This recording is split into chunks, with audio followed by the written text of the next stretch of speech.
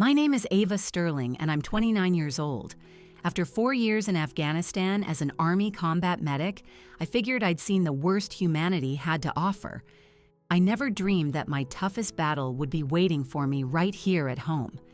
It all kicked off with a voicemail from my grandmother, Clara. Her voice was so frail and unsteady, I could barely make out the words. Something in her tone, though, sent a bolt of pure fear right through me. I had to pull every string I could to get emergency leave, but absolutely nothing could have prepared me for what I was about to walk into. A house left to rot, a woman on the brink of death, and a betrayal so profound it would shatter my family forever. If you happen to be watching and come from a military background, I'd appreciate it if you'd leave a comment telling me where you're based. And please click that subscribe button, because the next chapter of this saga reveals exactly why those of us who wear the uniform can sometimes feel like total strangers in our own country. The relentless dust and searing sun of Afghanistan had become my normal over 4 years of deployment. As a combat medic, I'd seen the horrific things people are capable of, but I'd also witnessed the incredible strength of the human will to survive. My unit was my family, connected by things civilians could never truly comprehend. Just 3 weeks before I made that frantic trip home, our convoy was hit. I can still hear the deafening blast, picture the vehicle ahead of us flipping end over end, and hear the men screaming. My training kicked in on autopilot. I was up and running, medkit in hand, sprinting toward the twisted metal of the Humvee before my brain even processed the command. "Sterling, get cover!" one of my guys shouted, but there wasn't a second to spare. Inside that wreck were 4 of my brothers, men I'd just shared a meal with hours earlier. The memories from that afternoon still assault me in brutal, vivid flashes. Pulling Private Russo through a spider web of shattered safety glass, wrenching a tourniquet tight around Lieutenant Hayes' leg as bullets whined off the Humvee's frame, the dead weight of Sergeant Cole as I dragged him to cover behind the vehicle. All 4 of them survived. Captain Davies called it a miracle. "Sterling, you have the steadiest hands I've ever seen in total chaos," he told me during the debrief. "Your decisiveness saved lives." I just gave him a small nod, but inside, I felt hollowed out. It seemed like every mission carved another piece out of me, leaving something harder, but also more fragile in its place. My unit understood. We never had to explain the nightmares to one another. It was Captain Davies who first saw how rattled I was after I got that voicemail from my grandmother. I'd played it during a rare moment of quiet, hidden away in a corner of the mess tent. "I'm so sorry to bother you, my dear," my grandmother had whispered, her voice so faint I had to press the phone hard against my ear. "I know you're doing such important things over there. It's just, I'm not feeling so well. And your parents, they aren't picking up my calls. I'm sure I'll be fine." "I love you, Ava." A cold dread coiled in my stomach. "I love you, Ava." In my entire life, my grandmother, Clara, had never once complained about a thing. She never asked for a handout. She was the strongest woman I knew, having raised my mother almost single-handedly while my grandfather, Arthur, served in Vietnam, and then essentially raising me during the countless times my parents were off on some luxury trip to find themselves. Captain Davies found me staring blankly at my phone, my dinner untouched. "Sterling, you look like you just got your tour extended by a year," he said, sliding into the seat across from me. "What's going on?" I told him about the message, about the gut-deep certainty that something was terribly wrong. He listened without interruption, his face growing more serious with every word. "Family emergency leave was created for this exact scenario, Sterling," he stated firmly when I was done. "Fill out the paperwork.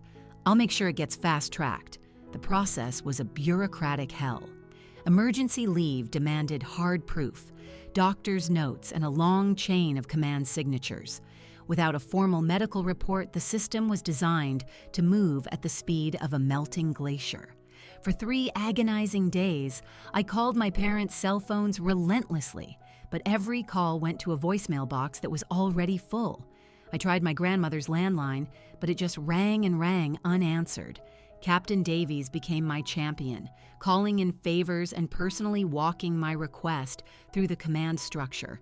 "You have an impeccable record, Sterling," he told me, "and sometimes a soldier's gut instinct is the best intel we have. If you feel your grandmother needs you, that's all the justification I need." When my leave was finally granted, my entire unit came to see me off. These men and women had been my whole world for 4 years. They'd seen me at my very best and my absolute worst. They had put their lives in my hands, and I had put mine in theirs. "Bring us back some decent coffee," Specialist Garcia teased, wrapping me in a bone-crushing hug. "Look after your grandma, then get your butt back here safe," Sergeant Cole added, his normally gruff voice thick with emotion. Captain Davies offered a formal handshake, then broke protocol with a quick, solid embrace. "Whatever you find when you get home, Sterling, don't forget you have family here, too." The journey home was a surreal whirlwind of military cargo planes, packed commercial airliners, and soul-crushing layovers. At every stop, I tried calling my family again, and with each unanswered ring, the knot of anxiety in my chest tightened. I hadn't told my parents I was on my way. A small, naive part of me wanted to surprise them, to see the looks on their faces when their soldier daughter suddenly appeared on the doorstep. But another part of me, the part sharpened by suspicion and observation in a war zone, wanted to see the unvarnished truth of the situation without giving them time to prepare a story. When I finally touched down in my hometown, the peaceful green suburbs felt completely foreign after the dusty, chaotic terrain of Afghanistan. The perfectly manicured lawns, the pristine sidewalks, the vibrant flower beds, it all looked like a movie set, something artificial and fragile. The taxi driver kept glancing at me in the rearview mirror, his eyes lingering on my uniform and the massive duffel bag on the seat next to me. "Coming home for good, or just visiting?" he asked, making small talk. "Just visiting," I replied, and the words felt like a lie. Was this even my home anymore? The place where I grew up felt utterly disconnected from the person I had become. I gave him my grandmother's address, not my parents'. That single decision, made purely on a soldier's instinct, was about to change everything. The taxi stopped in front of my grandmother's charming 2-story house, and I knew in an instant that something was terribly wrong. The yard, which she had always kept immaculate with the help of a neighborhood kid she paid, was a jungle of neglect. Weeds were strangling the rose bushes she doted on. A pile of yellowed newspapers lay on the porch, the bottom ones turning to mush from a recent rain. Every single curtain was drawn tight, shutting out the bright afternoon sun. I paid the driver and just stood there on the sidewalk, a heavy dread settling deep in my gut. This level of disarray was so completely out of character for my grandmother that alarm bells were screaming in my head. My combat instincts and medical training took over as I approached the front door, my movements now sharp and purposeful. The spare key was still under the fake rock near the garden gnome. Inside, the house was unnervingly quiet, the only sound the steady tick-tock of the grandfather clock in the entryway. The air was thick and stale, and I detected a faint, sickly sweet odor that I knew all too well from my work in field hospitals, the smell of advanced illness, of a body beginning to fail. "Grandma?" I called out, my voice sounding small and weak in the oppressive silence. "Grandma, it's Ava! Are you here?" Nothing. The living room was coated in dust, but otherwise neat. The kitchen, however, was a scene of horror. A pot on the stove held something covered in green fuzz. The sink was overflowing with dirty dishes, some crusted with mold. A line of prescription bottles stood on the countertop, and I could see that many of them were still sealed. I picked one up. It was a critical heart medication. The date on the label showed it should have been started 2 weeks ago. A chill of pure ice shot through me. I moved faster, my heart pounding as I checked each room. "Grandma!" I yelled, my voice louder now, all pretense of calm gone. I found her in the master bedroom. She was lying so still on the bed that for one heart-stopping second, I thought I was too late. But then I saw the shallow, barely perceptible rise and fall of her chest and heard the ragged, labored sound of her breathing. She was alive, but only just. My training took complete control as I rushed to her bedside, my mind automatically running through a checklist of her symptoms, even as my heart felt like it was shattering. Severe dehydration, missed medications, obvious signs of malnutrition. Her skin was hot and dry to the touch. Her lips were cracked and bleeding, and her cheeks were gaunt. This wasn't something that had happened overnight. This was the result of days, maybe even weeks, of absolute neglect. "Grandma, it's me, Ava," I said as gently as I could, taking her hand in one of mine while using the other to check her pulse. It was rapid and thready. A very bad sign. "I'm going to get you some help. Everything is going to be okay." Her eyelids fluttered. Her eyes were unfocused for a moment, then they widened slightly as she registered my face. "Ava," she whispered, her voice a dry, rasping sound. "You shouldn't be here. Your service—" "Shh, don't you worry about that," I said, already dialing 911 on my cell. "I'm exactly where I need to be." As I gave the dispatcher a clipped professional summary of her condition, my grandmother's frail hand gripped mine with surprising strength. "I'm sorry," she whispered. "I didn't want to be a burden." Those words, spoken with such genuine shame, ignited a fire in my gut, a protective rage I'd only ever felt on the battlefield when one of my own was in danger. I squeezed her hand gently. "You could never, ever be a burden, Grandma. Not in a million years." The paramedics arrived in minutes. I introduced myself as a combat medic and gave them a quick, concise report on her condition. Using the medical shorthand that had become second nature: suspected severe dehydration, likely missed cardiac meds for at least 2 weeks, showing signs of malnutrition. Patient is 79 with a history of heart disease. The lead paramedic, a woman named Sarah, gave me a quick, respectful nod as her team carefully moved my grandmother onto a stretcher. "Good assessment. Were you a nurse before you enlisted?" "No, I learned it all on the job," I said, grabbing my grandmother's pill bottles to take with us. On the outside, I was all business, but inside, my mind was spinning. How could this have happened? My parents lived less than 30 minutes from here. Why weren't they checking on her? At the hospital, the ER staff took over, and I was abruptly demoted to the waiting room. Civilian rules were different. Here, I was just a relative, not a medical professional. After years of being the one in charge during a crisis, the feeling of utter powerlessness was suffocating. While I waited for an update, I started digging through my grandmother's phone, which I'd had the presence of mind to grab before we left the house. I needed answers, and I needed them immediately. What I discovered made my blood run cold. It was a text exchange with my mother, Sharon, from 3 weeks prior. "Grandma, not feeling well today. Could you please come over? I'm having trouble getting to my medication." "Mom, sorry, Mom. Really swamped with work. Can you call a neighbor?" "Grandma, everyone is at work. I just need a little help for a little while." "Mom, if you're really feeling that bad, take a taxi to the doctor. We're swamped with preparations for our trip." "Grandma, what trip?" "Mom, Frank and I are going to the Bahamas for a few weeks, a much-needed break. We'll check in when we get back." "Grandma, when are you leaving?" "Mom, tomorrow morning, early flight." "Grandma, please, Sharon, I don't feel right." There were no more messages after that. My mother hadn't just brushed off her own mother's cry for help. According to the timestamps, she had jetted off to a tropical paradise the very next day. The doctor emerged from the treatment area just as I was blinking back tears of pure, unadulterated fury. Family of Clara Sterling? I jumped to my feet. "I'm her granddaughter, Ava Sterling. Your grandmother is stable, but she's in very serious condition," the doctor explained. "Severe dehydration, the effects of missed medication, and she's developing pneumonia. Has she been living alone?"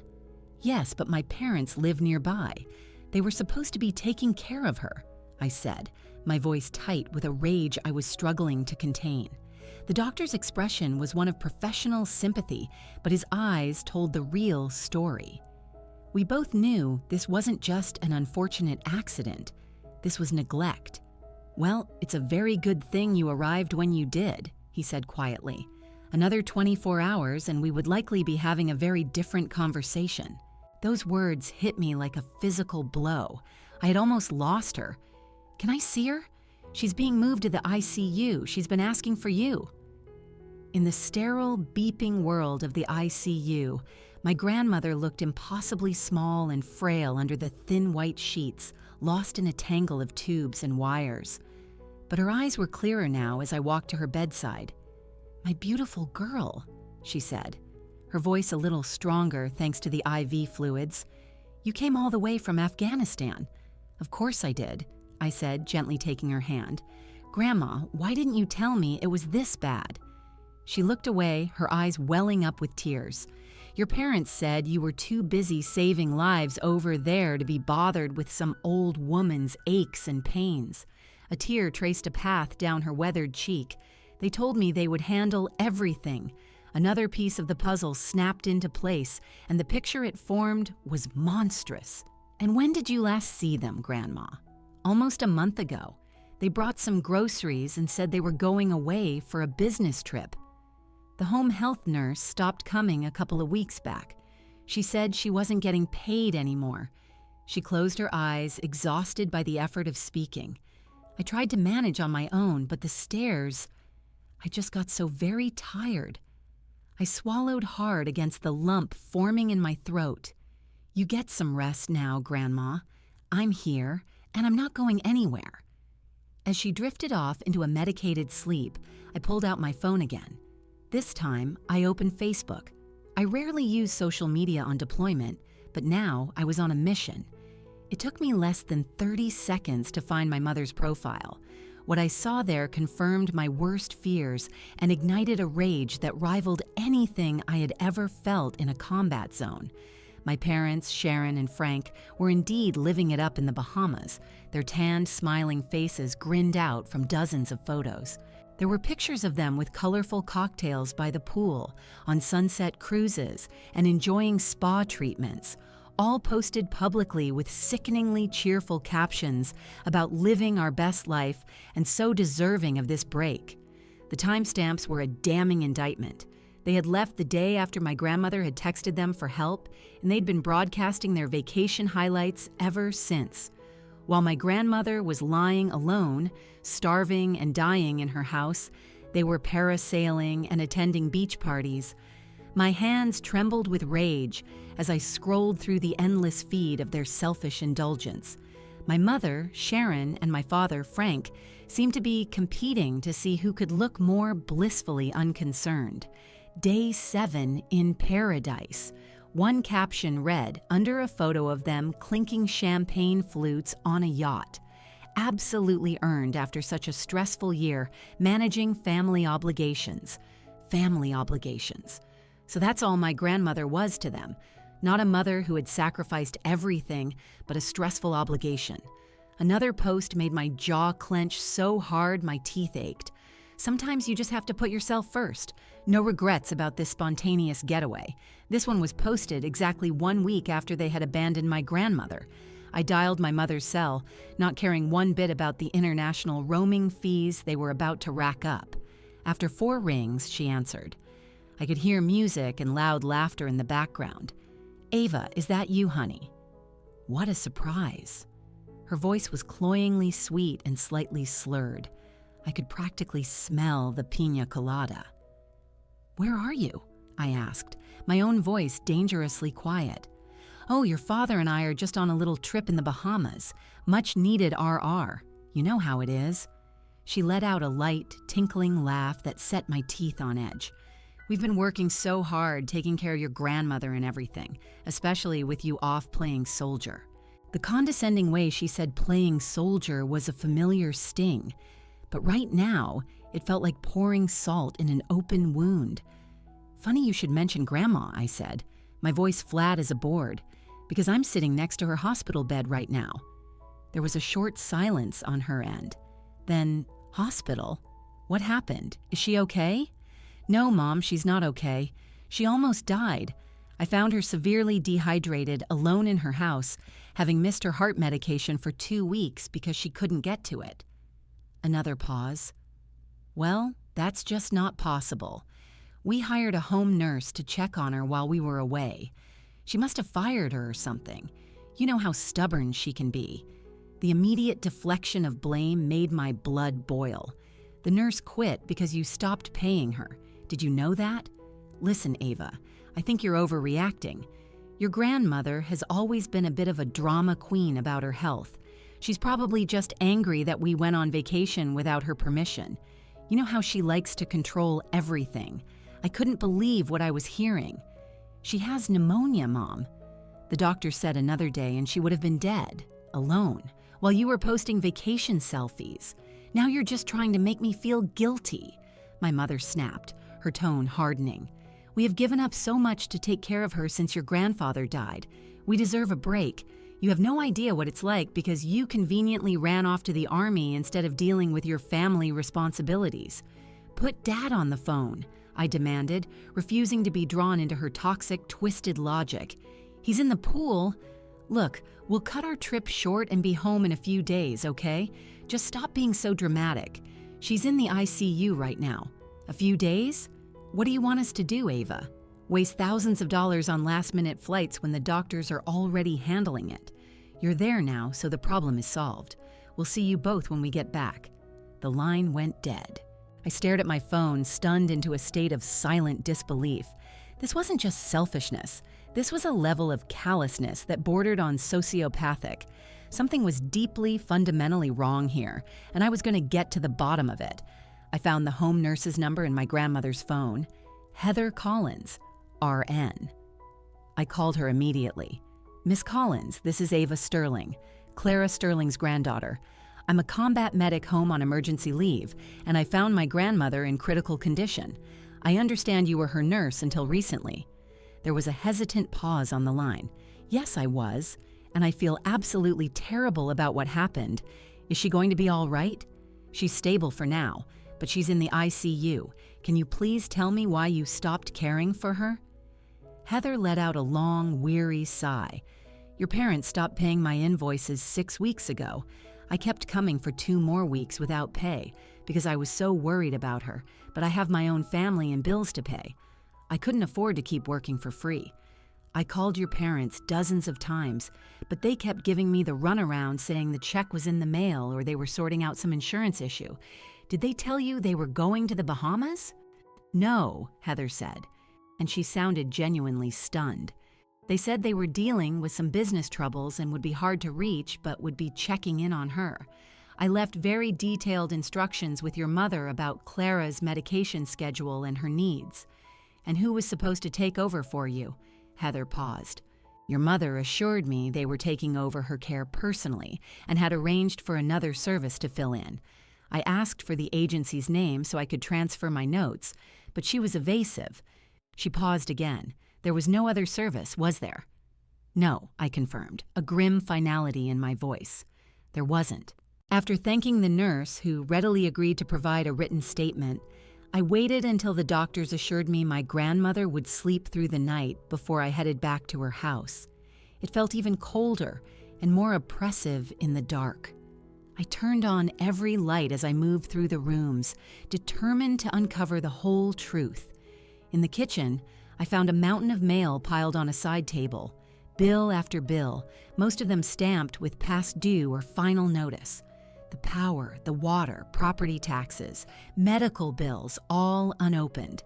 This made 0 sense. My grandfather, Arthur, had been a successful architect. He had left my grandmother with an excellent pension and substantial savings. There should have been more than enough money to cover all of this. In the study, I found the rest of the story. Bank statements revealed a pattern of large, regular withdrawals over the past year, all made by my mother, who was a co-signer on the accounts. There were also credit card statements in my grandmother's name, filled with charges for high-end restaurants, designer clothing stores, and travel agencies, places my frail, homebound grandmother would never, ever go. The picture was finally complete, and it was more hideous than I could have imagined. My parents hadn't just neglected my grandmother, they had been systematically looting her finances while providing the bare minimum of care. As I stood there in my grandfather's study, surrounded by the sickening proof of my parents' betrayal, my eyes fell on a painting hanging behind his old desk. It was a landscape of the Rocky Mountains, where he and my grandmother had honeymooned. Suddenly, a memory broke through the surface, a conversation from years ago when I was home on leave after boot camp. "Ava," my grandfather had said, leading me into this very room. "I want to show you something, just between us." He had lifted the painting off the wall, revealing a small, flush-mounted safe. "The combination is your birthday. If anything ever happens to me and you're worried about your grandmother, you remember this safe. Everything she needs is in here." My grandfather had passed away from a sudden heart attack 2 years ago. In the fog of grief that followed, my parents had seized control of everything, the funeral arrangements, my grandmother's care, and I had completely forgotten about the safe until this moment. I moved the painting. There it was. My hands trembled as I spun the dial to my birthday, April 15th, 1995. The lock clicked open. The heavy door swung wide. Inside, I found several thick folders of legal documents, a small velvet box, and a USB drive with a label in my grandfather's neat, precise handwriting for Ava. "Watch first." I stared at the USB drive, his handwriting bringing a fresh wave of grief. I missed him so much it was a physical ache in my chest. Arthur Sterling was a man of immense integrity, a Vietnam veteran who understood the meaning of service and honor. He was the one who had supported my decision to join the Army when my parents had dismissed it as a foolish phase. I remembered him sitting with me on the back porch during my leaves, listening to my stories from deployment without the judgment or pity I saw in most civilian eyes. "You're doing important work, Ava," he would say. "But don't forget, the same strength that keeps you alive over there can become a wall that keeps people out back here. Don't ever let the war steal your compassion." With shaking hands, I carried the USB drive and the folders to his desk. His old laptop was still there, covered in a thin layer of dust. I plugged in the drive and clicked on the single video file. My grandfather's face filled the screen, and I had to choke back a sob. He looked exactly as I remembered him, his shock of silver hair perfectly in place, his kind blue eyes sharp behind his glasses, that faint, knowing smile playing on his lips. "Hello, Ava," he began. "If you are watching this, it means something has happened to make you worry about your grandmother's well-being. I pray this day never comes. But in my life, I've learned it's wise to prepare for every contingency." He shifted uncomfortably in his chair, and I could see how difficult this was for him. "Your mother. She has always been complicated. Clara and I, perhaps we spoiled her. We overcompensated for her self-centered nature by giving her everything she asked for. We kept hoping she would grow out of it. Instead, she found Frank, who unfortunately shares and encourages her worst traits." My grandfather sighed, and in that moment he looked a decade older. "When I had my first heart scare last year, I saw something in their eyes when the doctors were discussing my prognosis. It wasn't concern, Ava, it was calculation. I pray that I'm wrong about them. I truly do. But if I'm not, and if they have in any way neglected your grandmother or misused the funds meant for her care, then there are several things you need to know." He went on to explain, in meticulous detail, the provisions he had made. The house and the bulk of his assets were left to my grandmother, with my parents named as executors of the will, but with very strict fiduciary responsibilities. There was a substantial trust fund set up exclusively for my grandmother's medical and living expenses. After my grandmother's passing, I was named the primary beneficiary, not my mother. A decision he explained was based on my proven sense of duty and care for others. Most importantly, my grandfather continued, his expression hardening. "I included a contingency clause. If your parents fail in their duties to your grandmother, if they misuse funds or are found to be negligent in her care, then my attorney, Samuel Croft, has instructions to remove them as executors and to transfer full control to you, along with the paperwork to grant you power of attorney over your grandmother's affairs. He leaned closer to the camera, his gaze intense. Ava, you have always had the same sense of duty and honor I tried to live my life by. If you are watching this, it means you have already proven me right by checking on your grandmother when your gut told you something was wrong. Trust that instinct. It served you well in the Army, and it will serve you well now. His expression softened. I am so incredibly proud of the woman you've become, of your service to our country, and of the love you have always shown your grandmother. If the worst has happened and your parents have betrayed our trust, do not blame yourself for being away. You are serving a greater good, just as I did all those years ago. He gave me that familiar, warm smile that had always been my anchor. The documents in the safe will give you all the ammunition you need to protect Clara. Samuel's contact information is in there too. He's been waiting for your call, whenever it might come. My grandfather paused, as if searching for the right final words. Remember, Ava, family is defined by love and action, not just by blood. Whatever hard choices you have to make, know that you have my complete and total faith. I love you, granddaughter. Take care of our Clara. The video ended. I just sat there in the silent study, tears streaming down my face. A war was raging inside me, grief for the grandfather who had seen this coming and had reached out from beyond the grave to help, and a white-hot rage for the parents who had so perfectly fulfilled his worst fears. After I composed myself, I opened the folders. It was all there, exactly as he'd described. The will, the trust documents, the power of attorney forms, the meticulously worded contingency clause. At the bottom of the stack was a business card, Samuel Croft, attorney at law. On the back, a handwritten note from my grandfather read, "Call anytime, day or night, no matter how many years have passed." I glanced at my watch. It was nearly 11 p.m. Too late to call now, but first thing in the morning, I would be in Samuel Croft's office, and I would be armed for war. The small velvet box in the safe held one last surprise. It was my grandmother's original wedding ring, a stunning vintage piece. Tucked inside was a small note, "For Ava, when the time is right. Your grandmother approved this before I passed." That night, I slept in my old childhood bedroom at my grandmother's house, surrounded by the ghosts of a happier time. Swimming trophies, a photo of me in my first Army uniform, the books my grandfather had given me. The chasm between the love that had once filled this home and the cold, calculated betrayal of my parents had never felt so vast. Tomorrow would be a day of confrontation and hard choices, but for tonight, I let myself grieve for the family I thought I had, and I prepared myself for the battle to come.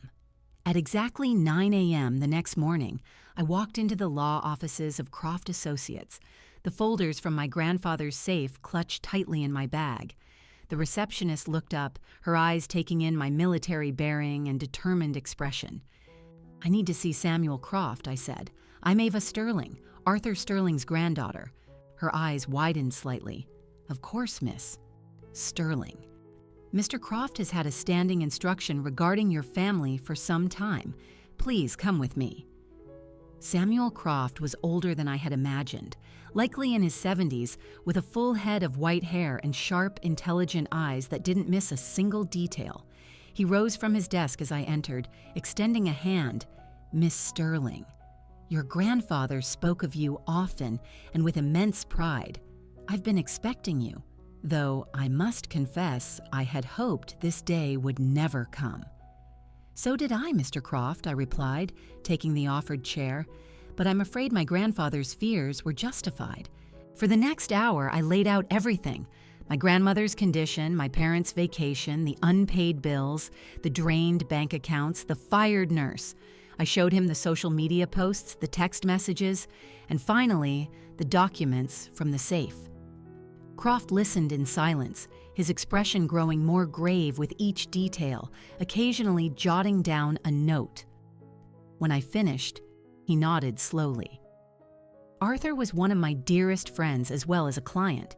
He was terrified something like this would happen, which is why he insisted on these specific provisions. He tapped the contingency clause document with his pen. This is ironclad. Your parents have fundamentally breached their fiduciary duty as executors and have grossly failed in their moral and legal obligation to care for Clara. We have more than enough to enact this clause immediately. What does that mean exactly? I asked. It means we file an emergency petition with the probate court today. Given the circumstances, your grandmother's critical condition resulting directly from their neglect while they are out of the country, I am confident the judge will grant you immediate temporary guardianship. We will also move to freeze every account your parents have been accessing and begin the formal process of having them removed as executors of the will. How fast can this happen? Croft's expression became one of grim determination. I'm going to call Judge Morrison directly. She's handled your family's estate matters for years. Given the medical emergency, we should be able to get a hearing this afternoon. True to his word, Croft was a whirlwind of efficiency. By 1 p.m. Sucround, we were in Judge Morrison's chambers. The judge, a stern but fair woman in her 60s, reviewed the medical reports, the financial records, and the legal documents I had brought. Her face grew progressively darker as she read. This is a textbook case of elder neglect and financial exploitation, she concluded, her voice sharp with disapproval. I am granting temporary emergency guardianship to Ava Sterling, effective immediately. The accounts will be frozen pending a full audit, and a temporary restraining order is issued, preventing Frank and Sharon Sterling from having any contact with Clara Sterling or accessing any of her property or finances. She looked at me over the top of her glasses. Miss Sterling, are you prepared to take on full responsibility for your grandmother's care? Yes, Your Honor. I've already put in a request to extend my emergency leave and am exploring options for a permanent transfer to a stateside post. Very good. A formal hearing is scheduled for 30 days from now, at which time your parents will have the opportunity to respond to these allegations. Given the evidence presented here today, however, I do not expect my ruling to change. As we left the courthouse, Croft placed a comforting hand on my shoulder. Your grandfather would be so proud of you, Ava. Now I suggest you brace yourself. Your parents are not going to take this well. He was right. Within hours of the accounts being frozen and the court notifications being electronically delivered, my phone began to blow up. I let every call go to voicemail and focused on getting back to the hospital, where my grandmother's condition was slowly improving. I was sitting by her bedside, holding her hand and quietly explaining what had happened when my parents made their grand entrance. They burst into the ICU room unannounced, still looking tan, and rested from their trip. My mother wore designer sunglasses perched on her head, and my father was in an expensive-looking polo shirt. The sight of their resort wear in the sterile, beeping ICU was so jarringly inappropriate, it would have been funny if the situation wasn't so grim. "What in the hell do you think you're doing?" my mother shrieked, her voice so loud it made my grandmother's heart monitor spike alarmingly. I stood up, deliberately positioning myself between them and my grandmother's bed. "Keep your voice down. This is an intensive care unit, not a resort bar." "Don't you dare use that tone with us," my father snarled, his face flushing a deep, angry red. "We had to cut our vacation short to come deal with this little coup you're staging. Guardianship? Frozen accounts? Have you completely lost your mind in that war zone? I found Grandma half dead and alone in her house while you two were posting party pictures from the Bahamas," I shot back, keeping my own voice low and steady. "The nurse quit because you stopped paying her. The bills haven't been paid in months, and you've been draining Grandma's accounts to fund your lifestyle. What exactly did you expect would happen?" "We've been managing your grandmother's affairs perfectly fine," My mother snapped. So we took one vacation. We deserved it. Do you have any idea how hard it is to care for an elderly parent? Actually, I do, I countered. I've been doing it for the last 48 hours while also cleaning up the catastrophic mess you left behind. And apparently, your idea of managing affairs includes embezzlement and felony neglect. My father lunged forward, pointing a finger in my face. Now you listen here. No, you listen, I interrupted, my voice taking on the commanding tone I used in a crisis. My military training had taught me to project authority, and it worked. He stopped short. Grandma is going to recover, no thanks to either of you. The court has granted me temporary guardianship. A full financial investigation is underway, and if you do not leave this room right now, I will have security remove you for causing distress to a critical patient. You can't keep us from seeing our own mother, my mother wailed, looking around dramatically as if expecting the nurses, who were now watching with alarm, to rush to her defense. Actually, I said coldly, the restraining order says I can. You can fight all of this at the hearing in 30 days. Until then, you will stay away from my grandmother and her property. Is that clear? This isn't over, my father growled as a security guard, summoned by a nurse, approached them. You have no idea who you're messing with. Neither did you, I replied softly. Now please leave, before you're escorted out. They finally left, my mother sobbing theatrically all the way down the hall. As the door swung shut behind them, I turned back to my grandmother. She was watching me, her expression a mix of distress and something that looked like pride. I'm so sorry you had to witness that, Grandma, I said, taking her hand again. You sounded just like your grandfather, she whispered, a faint smile on her lips. He would be so proud of you standing up to them like that. The next few days were a blur of activity. The financial audit revealed the horrifying extent of my parents' crimes. Over $250,000 had been siphoned from my grandmother's accounts in the last year alone. Bills were left to rot while they took lavish trips. And perhaps most chillingly, we found paperwork showing they had attempted to take out a new mortgage on my grandmother's fully paid-off house, with my mother forging signatures on the documents. The formal hearing was a foregone conclusion. The judge invoked the contingency clause in my grandfather's will, permanently stripping my parents of their roles as executors. Full control of all assets was transferred to me, under court supervision. The final nail in their coffin was the judge's enforcement of another of my grandfather's brilliant clauses, the disinheritance provision. It stated that any executor found to have breached their fiduciary duty would forfeit any and all inheritance. Through their greed and neglect, my parents had effectively written themselves out of the will. The looks of stunned entitlement on their faces as they left the courtroom confirmed everything my grandfather had feared about their characters. They had gambled with a human life for their own selfish comfort, and in the end, they had lost everything. The weeks that followed were challenging in ways I hadn't foreseen. Faced with total financial and social ruin, my parents launched a desperate smear campaign.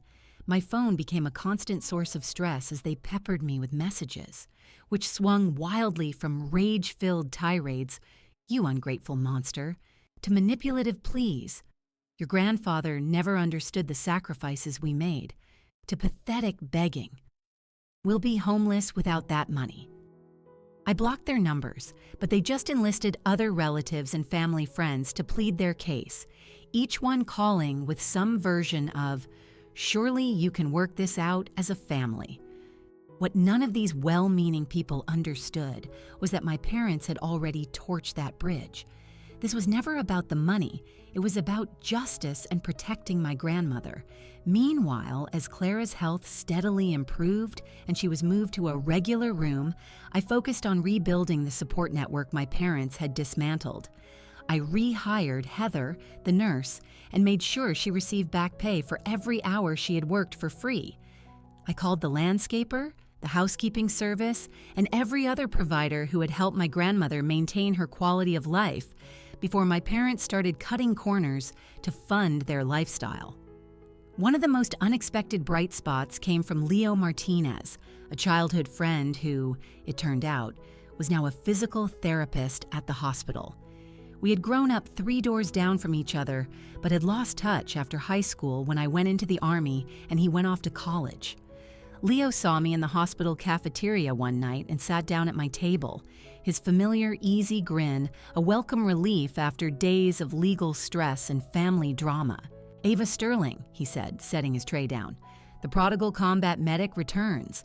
Though from what I hear, you've been fighting a different kind of war since you got home." I managed a tired smile. "Word gets around fast in this town." "Small town," he shrugged. "Plus, I was on rotation in the ICU when your parents made their little scene. It was kind of hard to miss." I winced. "Yeah, not our family's proudest moment." "Hey," he said, his expression turning serious. "What you're doing for your grandma is amazing. And for what it's worth, not everyone is buying your parents' sob story. A lot of us remember what your grandfather was like, what he stood for. The apple didn't fall far from the tree with you. That simple, earnest validation brought a surprising sting of tears to my eyes. Leo, bless him, pretended not to notice and launched into a ridiculous story about our old high school principal. By the time he finished, I was laughing, genuinely laughing, for the first time since I'd been home. "Listen," Leo said as we finished our terrible hospital coffee. "I specialize in geriatric physical therapy now. When your grandma is ready for discharge, if she needs help with her recovery, I'd be happy to work with her. At professional rates, of course. I know you're doing everything by the book." His offer was the first of many. As the real story of what happened spread through the community, people stepped up. Neighbors offered to bring over meals and check in on Clara. My grandfather's old buddies from the VFW volunteered to drive her to appointments. The local grocery store set up a special delivery service for her. It was a powerful, humbling reminder of my grandfather's words. Family is defined by love and action, not just blood. My parents, meanwhile, grew more desperate. They started spreading a rumor that my military service had left me with severe PTSD, that I was paranoid and delusional. When that didn't work, they tried to break into my grandmother's house, presumably to look for other valuables. The new security system I'd installed caught them on camera, leading to a police report and a strengthening of the restraining order. Their unhinged behavior only served to prove how right my grandfather had been. The final, inevitable confrontation happened when my mother ambushed me in the hospital parking lot, using her car to block mine. She got out, clutching her designer purse like a shield, her face a mask of feigned maternal worry. "Ava, sweetheart, this has gone on long enough," she began, her voice dripping with the syrupy sweetness that always preceded an attempt at manipulation. "Your father and I are worried about you. The stress of combat, then coming home to find your grandmother sick. It's no wonder you're not thinking clearly." I stood by my car door, my keys in my hand, keeping a safe distance. "I'm thinking more clearly than I ever have, Mom. The financial records speak for themselves. The court has made its ruling. This conversation is over. This is not how family is supposed to treat each other," she pressed, taking a step closer. "Your grandfather would be heartbroken to see you tearing this family apart." The mention of my grandfather was the last straw. A cold, hard fury settled over me. "Do not speak his name. He saw right through both of you, long before I ever did. That's why he put that plan in place." Her mask of concern finally cracked, and pure anger flashed in her eyes. "He always favored you, always turning you against us with all his talk of duty and honor. And look at you now, so righteous, so judgmental. This isn't about judgment, Mom. It's about consequences. You abandoned your own mother, left her to die while you partied in the Bahamas. You stole her money. You fired her nurse. These aren't accusations, they are documented facts. We made one mistake," she insisted, her voice rising. "One vacation at a bad time. Does that erase decades of being good parents? Does that give you the right to destroy our lives? To take our inheritance? I looked at her, really looked at her, and for the first time, I saw her for who she truly was. Not a mother who had made a terrible mistake, but a person fundamentally incapable of seeing beyond her own selfish desires. This was never about the inheritance, I said quietly. It was about Grandma's safety. The fact that you still don't understand that tells me everything I need to know. I got into my car. As I drove away, I saw her in my rearview mirror, standing alone in the vast parking lot, her expensive clothes looking utterly out of place against the stark backdrop of the hospital. For a fleeting moment, I felt a flicker of pity, not for her loss of money or status, but for the hollow emptiness of her life, for her inability to understand what she had truly thrown away. That night, sitting by my grandmother's bed as she slept, I made the call that would define the next chapter of my life. I called Captain Davies in Afghanistan. 6 months passed, bringing with them a sea of changes I could never have imagined when I first stepped on that plane home. My grandmother, once knocking on death's door, now sat across from me on her back patio, a colorful Afghan draped over her knees. Her eyes were bright as she watched the birds at the feeder I'd installed. "The cardinal is back," she said, pointing a frail finger toward a flash of crimson in the trees. "Your grandfather always said cardinals were little visitors from those we've lost." I smiled and poured her another cup of tea. "Then he's checking in on us, making sure we're behaving." "And are we?" she asked, her gaze turning to me, her perception sharpened, not dulled by age. "Yes," I said, and I meant it. "I think we are." My request for a compassionate reassignment to a stateside post had been approved with surprising speed, thanks to Major Davies's advocacy. My discharge from active duty was being processed, and I was beginning the slow, strange transition back to civilian life. My relationship with Leo had blossomed from a rekindled friendship into something deep and meaningful. He had been a steady, grounding presence through all the chaos, his quiet support a constant source of strength. His expertise had been crucial to my grandmother's recovery, and his perspective, as someone who knew the me before the Army, helped me bridge the gap between the soldier I was and the civilian I was becoming. "You know," my grandmother said, her eyes twinkling, "Arthur would have liked Leo. He always said that boy had a good heart." A blush crept up my neck. "Grandma, we're just nothing," she interrupted with a knowing smile. "I may be old, Ava, but I'm not blind. The way that young man looks at you, it's the same way your grandfather used to look at me." The comparison sent a bittersweet ache through my chest. Leo and I were taking things slow, both of us aware of the intense circumstances that had brought us back together. But there was no denying the powerful connection between us, the easy comfort and shared values that made our time together feel so right. "What about your parents?" my grandmother asked, her expression growing somber. "Have you heard anything?" It was a question we rarely discussed. After the final court ruling, my parents had hired an expensive lawyer to try and overturn the will. They failed spectacularly, with the judge not only upholding the original decision, but also ordering them to cover all legal fees. The last I heard, they had sold their house and moved to Florida to start over. They hadn't tried to make contact in months, not even for my grandmother's 85th birthday, which we celebrated with a small, joyful gathering of real friends and family. "No," I answered honestly, "and I don't expect to." My grandmother nodded slowly. "I spent so many years making excuses for Sharon, seeing only the daughter I wanted to see. Mothers do that, you know. We want so badly for our children to be the people we tried to raise, not the people they choose to become." I reached across the table and took her thin, soft hand. "You did everything right, Grandma. Some people just choose the wrong path." "I know that now," she said, squeezing my hand, "and I am so grateful that you chose a better one.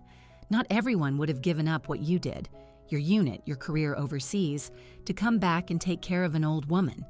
I didn't give up anything that matters. I told her firmly. I gained everything that does, and it was true. The past 6 months had been a trial by fire, but they had forged me into someone new. I had learned that family wasn't about obligation. It was about choice. The daily choice to show up, to care, to put someone else's needs alongside your own. My unit in Afghanistan had been family. Leo was becoming family. The web of neighbors and friends we had woven around my grandmother was family. Blood was just the start of the story. It wasn't the whole book.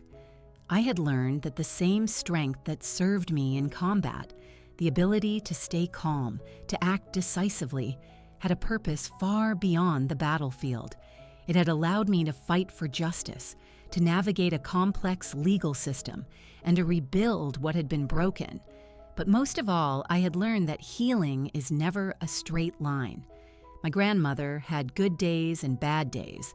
My own emotional recovery from the betrayal, the anger, the loss of the family I thought I had was a similar journey. Some days were harder than others, but the overall trajectory was always forward. "You know what your grandfather would say about all this?" my grandmother asked, her eyes drifting back to the cardinal at the feeder. "What's that?" "He would say that the true measure of a person isn't what they do when life is easy. It's what they choose to do when life is hard." She smiled at me, her eyes shining with unshed tears. "You measured up, Ava. You more than measured up." As the afternoon sun cast a warm, golden glow over the garden, a sense of peace settled over me, a peace that had eluded me for years. My grandfather had been right. The strength I'd built in the war could have become a wall, but instead it had become a foundation. The road ahead was still uncertain, but sitting there, in the garden my grandfather had planted and my grandmother had tended, I knew with absolute certainty that we would face it together. We were bound not by obligation, but by choice. Not by blood alone, but by love, demonstrated through action. And that, I realized, was the only legacy that truly mattered. Have you ever had to make a difficult choice between your career and your family? Drop a comment below and tell me about how you navigated that decision. If this story resonated with you, please hit that like button and subscribe for more real-life stories that remind us of what's truly important. And please, share this with someone you know who might be struggling with family obligations or difficult relatives. Sometimes, just knowing you're not alone can make all the difference. Thank you for listening to my story. And remember, family isn't just who you're related to. It's who shows up when it matters most. End of story.